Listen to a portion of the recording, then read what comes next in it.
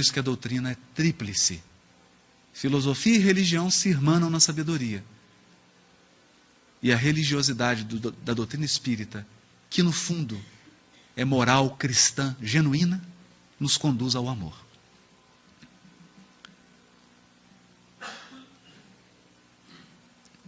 Agora, nós vamos tratar de uma questão interessantíssima desse seminário.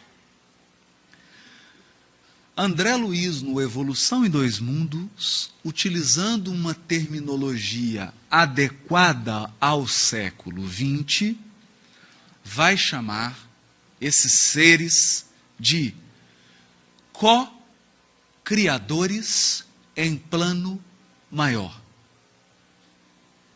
Então existe um Criador, que é Deus. E nós co-criamos. Deus dá a argila e nós moldamos a argila. Como nós somos pequeninos, somos criadores, co-criadores em plano menor. Mas essas inteligências aqui são co-criadores em plano maior. Em hebraico, chamam eles de Meshá. Um ungido. O ungido. O que era um ungido? Era a cerimônia de coroamento de um rei. Derramava-se o óleo sobre a cabeça dele, isso é a unção, é o derramamento do óleo. E o ungido é um Mashá. Ungido em grego, Christos. É um ungido também. Aquele sobre quem foi derramado o óleo. Por que derramado o óleo?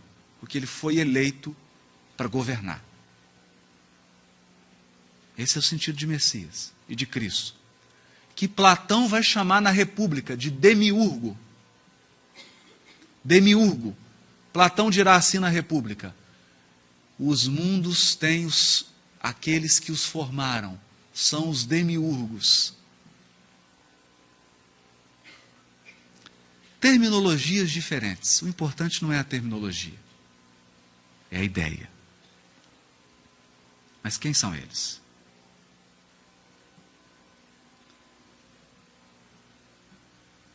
Nessa substância original, fluido cósmico, ao influxo do próprio Senhor Supremo, ao influxo do próprio Senhor Supremo, as inteligências divinas a ele agregadas, em processo de comunhão indescritível. Se André Luiz não conseguiu descrever, imagina eu. Como que esses Cristos se relacionam com Deus? Eles estão num processo de comunhão com Deus mesmo, Criador. Comunhão. Eles estão num processo de comunhão que nós não podemos descrever.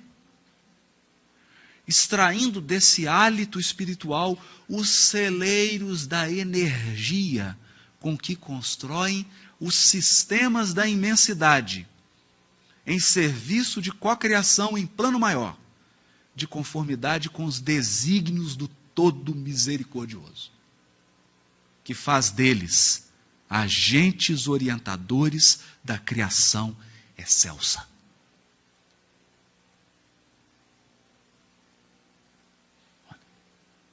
Nós estamos falando de algo grandioso. Nós estamos falando dos engenheiros, dos arquitetos de Deus, Criador das diretrizes, e eles, em serviço de cocriação em plano maior, se transformam em agentes orientadores da criação excelsa. Eu conheço um deles. Nasceu lá na Galileia. Vocês também conhecem.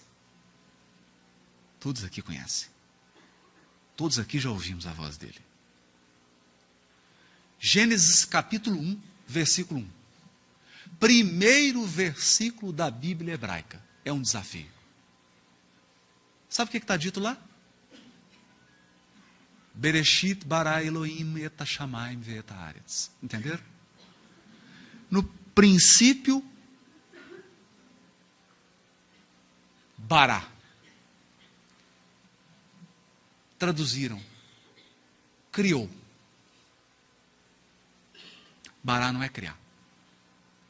Bara é formar, moldar, plasmar.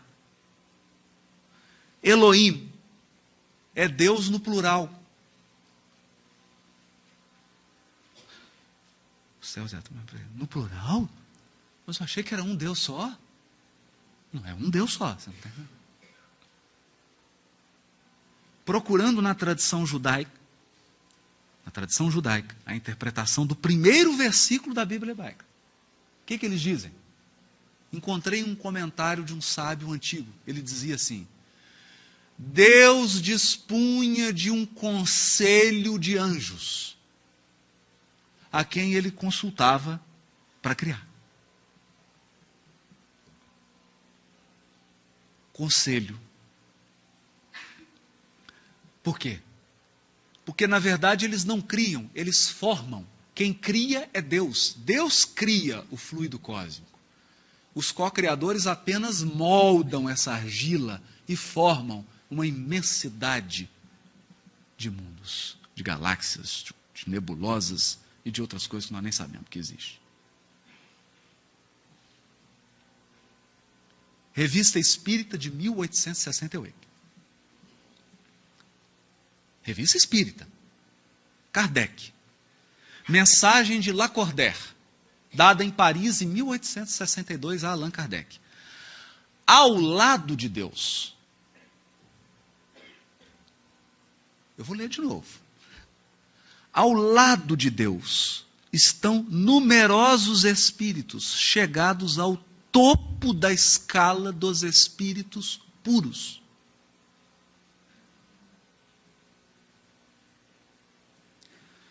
Eu tinha um senhor lá em Belo Horizonte, Leão Zálio, que ele falava assim: a evolução começa a ficar divertida quando você fica espírito puro.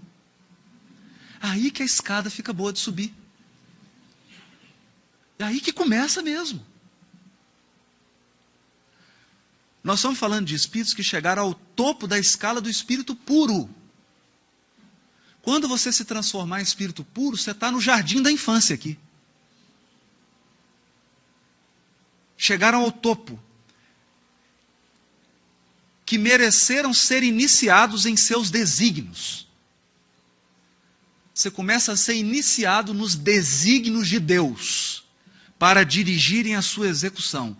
Deus escolheu dentre eles seus enviados superiores, encarregados de missões especiais. Podeis chamá-los Cristos. Pode chamar do que você quiser. A palavra é o menos importante. Tem que entender o processo.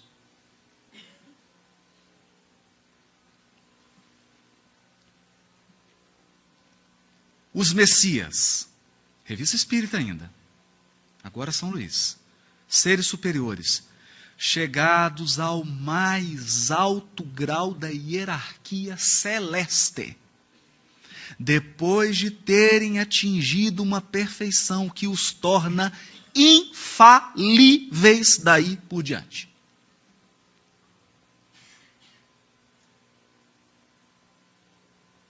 E acima das fraquezas humanas, mesmo na encarnação. Volta.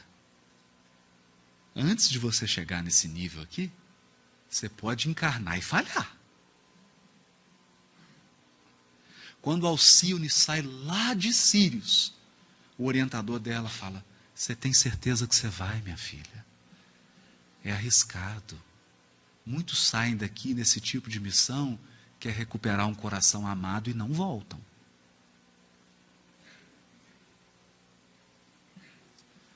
Admitidos nos conselhos do Altíssimo. Encontrei os conselhos aqui, da tradição judaica. Admitido nos conselhos do Altíssimo. É a diretoria de Deus. Não consigo, eu estou começando a sair do planeta. Recebem diretamente sua palavra. Diretamente. que são encarregados de transmitir e fazer cumprir. Verdadeiros representantes da divindade, da qual tem o pensamento. É entre eles que Deus escolhe seus enviados especiais, ou seus messias, para as grandes missões gerais. Nós recebemos um desse aqui.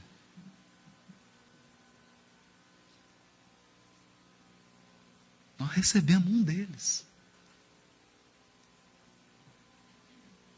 E ele falava com ele, eu e o Pai somos um. Ele contou para a gente isso. E nós não acreditamos.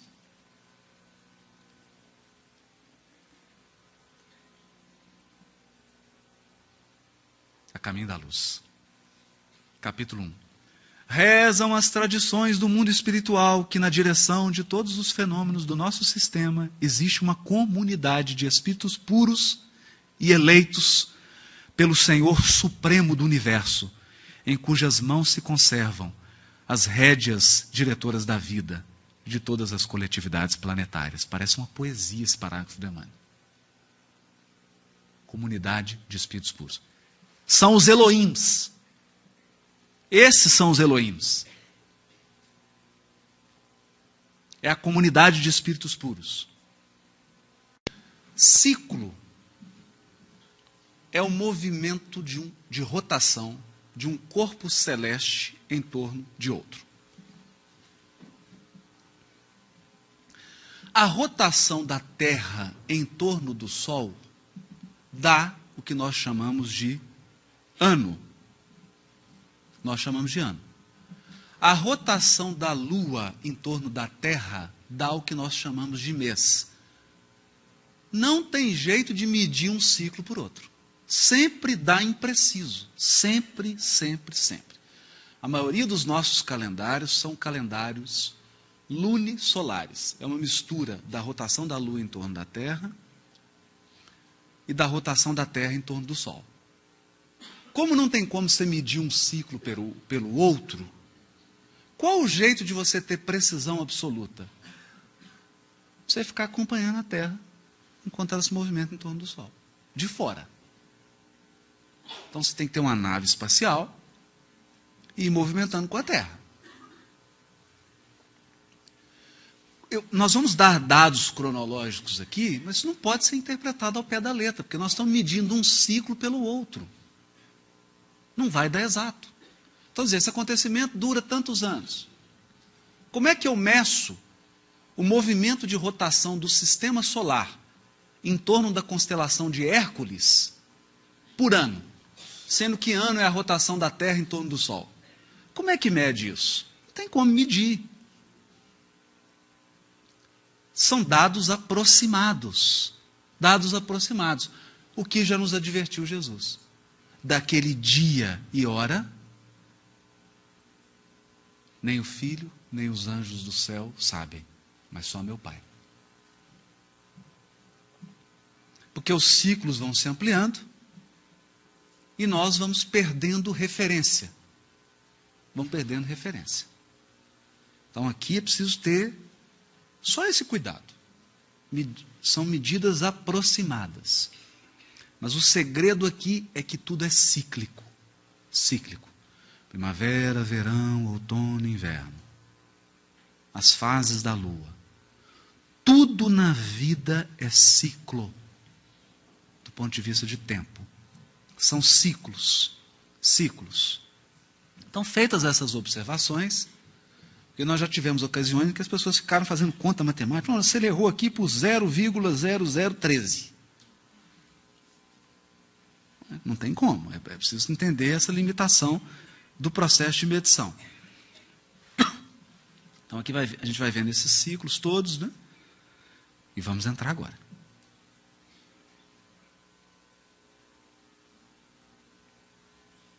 Aragô. Nós tiramos essa informação aqui do livro da Federação Espírita do Paraná, escrito pela Malena, em que ela trabalha cada vulto da codificação, e esse é um vulto extraordinário. Esse homem foi físico, astrônomo, nasceu em 1786, na França.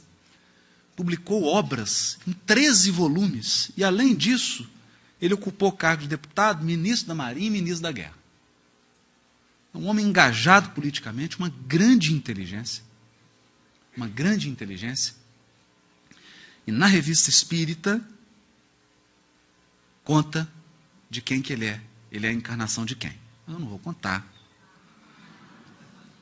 Podcast com Henrique Baldovino, nós vamos dizer quem é.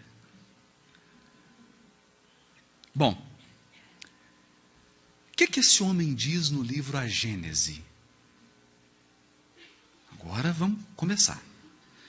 Cada corpo celeste, Lua, Terra, Marte, Vênus, Sol, etc, etc, etc, etc, Via Láctea, cada corpo celeste, além das leis simples,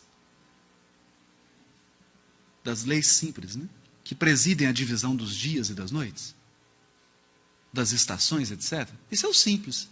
Isso é o que todo mortal sabe. Primavera, verão, outono e inverno, dia, noite. Todo mundo sabe isso. Todo mundo sabe que é cíclico. Por exemplo, agora nós estamos no verão em Curitiba, né? Todo mundo sabe, porque isso fere os nossos sentidos físicos. O que o Aragô está dizendo aqui? Transcenda.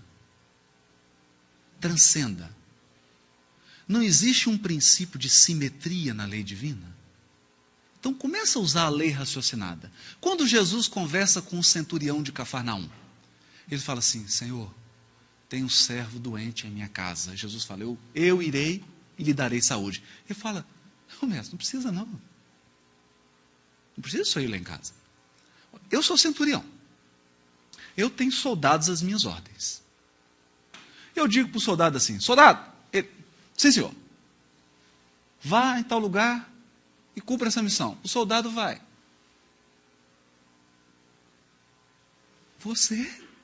Basta dar a ordem aí que alguém vai lá.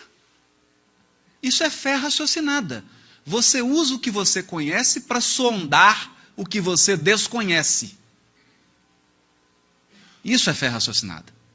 Aplicando o princípio da unidade, o princípio da simetria. Se existem ciclos da vida, se existem ciclos dia e noite e as estações do ano, existem outros. Os corpos celestes sofrem revoluções que demandam milhares de séculos para a sua perfeita realização. Então, para a Terra girar em torno do Sol, em torno de 365 dias. É 365, alguma coisa. E para a Via Láctea girar em torno de um centro que ela gira em torno, quanto que demora? Não sei. Milhares de séculos. Mas é um ciclo. É um ciclo. Para o nosso sistema solar girar em torno da constelação de Hércules, que é o fenômeno chamado ápex solar. O nosso sistema ele se desloca em direção a um centro. O sistema solar como um todo. Então está todo mundo girando em torno do Sol, mas o próprio Sol está se movimentando. Ele se movimenta em direção à constelação de Hércules, junto com outros sistemas solares. Gira em torno de alguma estrela. Quanto tempo demora isso?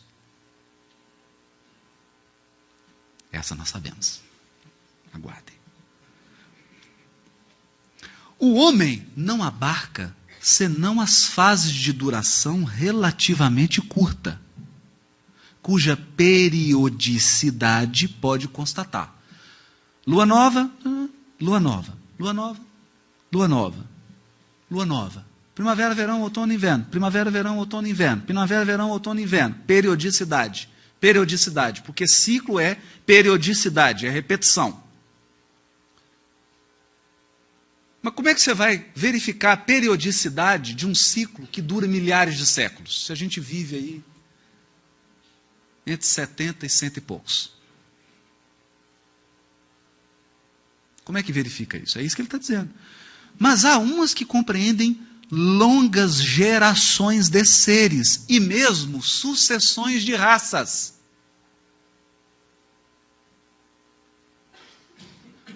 Muita calma nessa hora. Concentração. Há ciclos astronômicos que regem as sucessões das raças no planeta Terra. É isso que esse gigante está dizendo. É isso que ele está dizendo. Ele vai dizer mais. Num mesmo sistema planetário, no caso, por exemplo, sistema solar, todos os corpos que dele dependem reagem uns sobre os outros.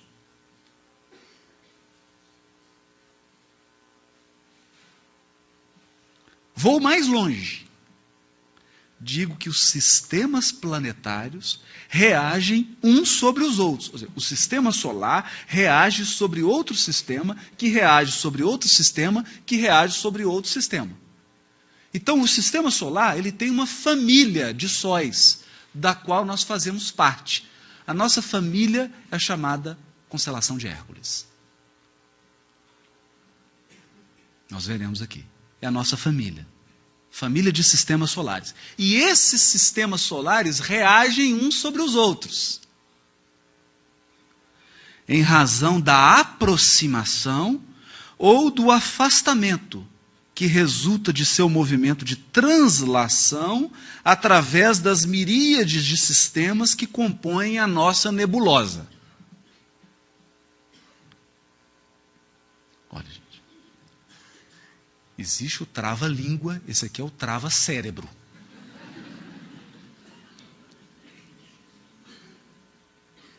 Esse aqui é trava-cérebro. Uma família de sistema solar, porque o que acontece? A Terra no movimento de translação, não tem um momento que ela está mais próxima do Sol? O nosso sistema solar vai ter momentos em que ele vai estar mais próximo de outros sistemas. E vai ter momento que ele vai estar mais distante. Quando está mais próximo, tem gente que pula o vagão.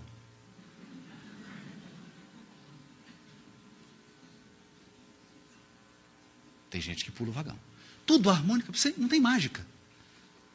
Porque alguns imaginavam que viam um planeta com uma mochila nas costas, ia entrar no sistema. Vem cá, gente, os degradados, por favor.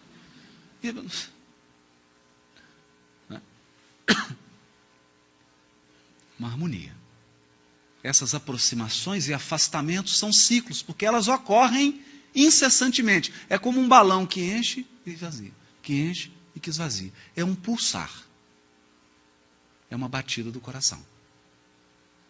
É uma batida. O que Aragô está dizendo? Eclesiastes. Há um tempo determinado para cada coisa debaixo do sol. Onde você está? Debaixo do sol. Há um tempo determinado para cada coisa. Há tempo de semear, há tempo de colher, há tempo de nascer, há tempo de morrer. Há um tempo. Qual é o relógio? É um relógio suíço? Não. É o relógio cósmico. Os espíritos ligados à música vão dizer na Revista Espírita que esses movimentos geram notas musicais. E que isso também gera uma sinfonia celeste. Mas eu não vou nem entrar nisso. Que aí já é demais. Isso aqui tem som. Então tem hora que está um movimento. Daqui a pouco começa. Tan, tan, tan, tan, tan, né? A hora da mudança. Aproximação, afastamento. Aproximação, afastamento. São os ciclos. Ciclos. Ele vai dizer assim. Vou mais longe ainda. Digo que a nossa nebulosa, que é como um arquipélago na imensidade, tendo também seu movimento de translação através de miríades de nebulosas, sobre a influência daquelas de que se aproxima. Meu Deus. Então, nebulosas giram em torno de uma maior e tem uma aproximação. Bom. Assim, aí ele resume. As nebulosas reagem sobre as nebulosas. Os sistemas solares reagem sobre os sistemas. Como os planetas reagem sobre os planetas, como os elementos de cada planeta reagem uns sobre os outros, e assim sucessivamente, até o átomo. Ou como os poetas podem ver na escuridão, dizia o poeta inglês: arranca uma rosa e você tocará uma estrela. Porque está tudo em conexão. Está tudo conectado. E aí, olha o que ele vai dizer. Essa efervescência social, a princípio inconsciente, que não passa de um vago desejo. Hoje, está todo mundo agitado, está todo mundo correndo, parece que o tempo passando mais rápido, uma efervescência, um desejo de mudança, todo mundo querendo mudança, uma aspiração indefinida por algo melhor, uma necessidade de mudança, traduz-se por uma agitação surda, todo mundo inquieto, depois por atos que levam às revoluções morais, as quais, crede-o bem, também tem sua periodicidade, como as revoluções físicas, porque tudo se encadeia. Tudo se encadeia. O chamado renascimento grego, Sócrates, os grandes. Depois, Renascimento, Revolução Francesa, efervescência. São as mudanças. Começa a caminhar lento, de repente vem aquela efervescência e dá um salto. Vem, isso tudo é cíclico. Nós estamos falando de uma lei. Quem está dizendo isso? Capítulo 8. Não, desculpa. Capítulo 18, item 8 do livro A Gênese de Kardec. Está lá. Bom.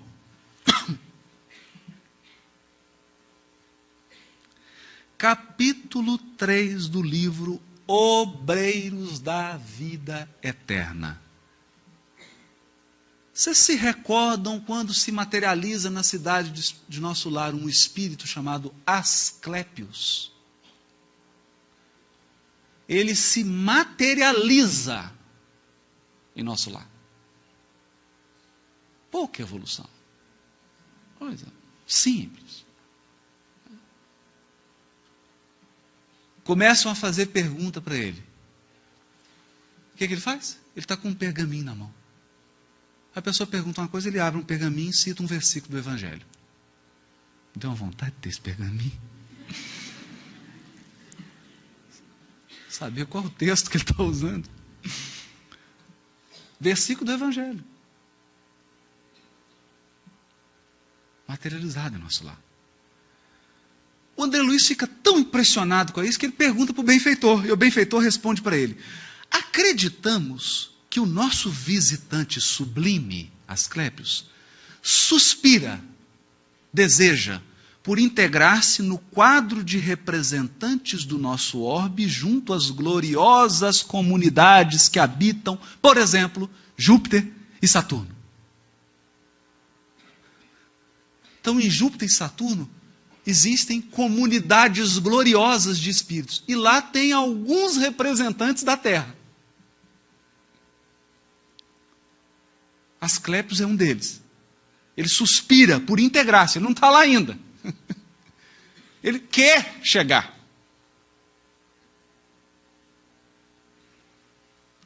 Os componentes dessas, ou seja, quem vive em Júpiter e Saturno, nessas comunidades gloriosas, o que eles querem? Esperam, ansiosos, o instante de serem convocados às divinas assembleias que regem o nosso sistema solar. Então quem está lá fala assim, eu estou assim, tem um condomínio lá no sol.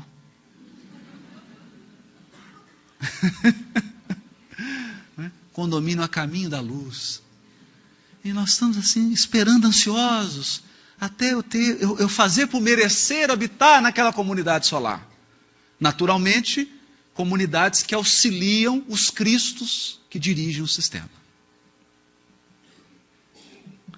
Entre essas últimas, quem mora lá?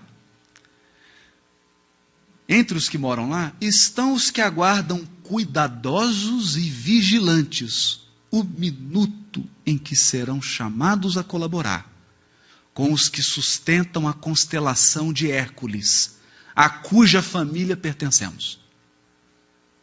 Então, lá no centro dessa constelação de Hércules, tem uma comunidade solar, e os que estão aqui no Sol, tem um condomínio lá. É tão maravilhoso. Os que orientam o nosso grupo de estrelas, os que orientam os sóis, aspiram naturalmente a formar um dia na coroa de gênios celestiais que amparam a vida e dirigem-na no sistema galáxio em que nos movimentamos. Então, esses que estão na Hércules estão falando assim, tem um condomínio no centro da Via Láctea, é tudo de bom. Quero ir para lá. E sabe, meu amigo, que a nossa Via Láctea, viveiro e fonte de milhões de mundos, é somente um detalhe da criação divina, uma nesga do universo. Vocês desanimaram? Por quê? Nós temos a eternidade, você vai ficar fazendo o quê? Como é que você pretende gastar a sua eternidade?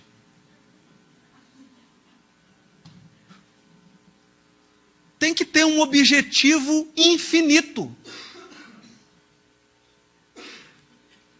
Infinito.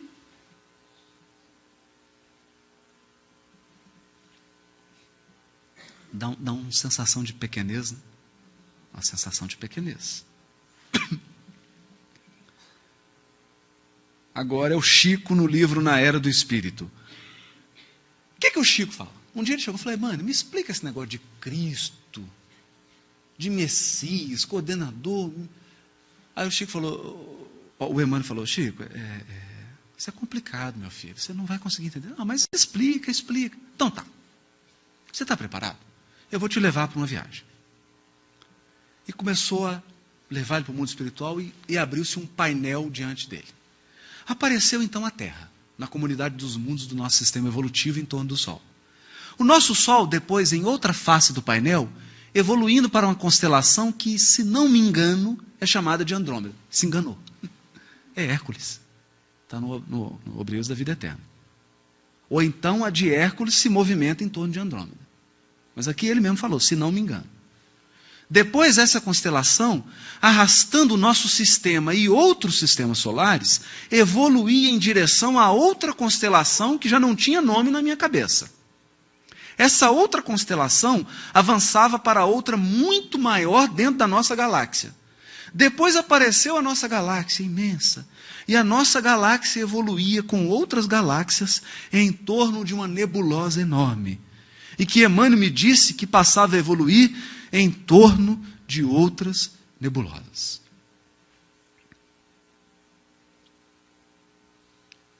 Porque tudo está dentro da ordem divina. Cada mundo, cada sistema, cada galáxia, orientados por inteligências divinas, e Deus para lá disso tudo, sem que possamos fazer-lhe uma definição. Senti uma vontade enorme de voltar para minha cama e tomar café quente.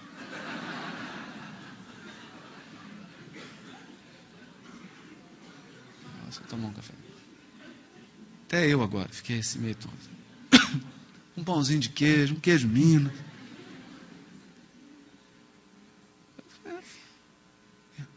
E Deus para lá disso tudo.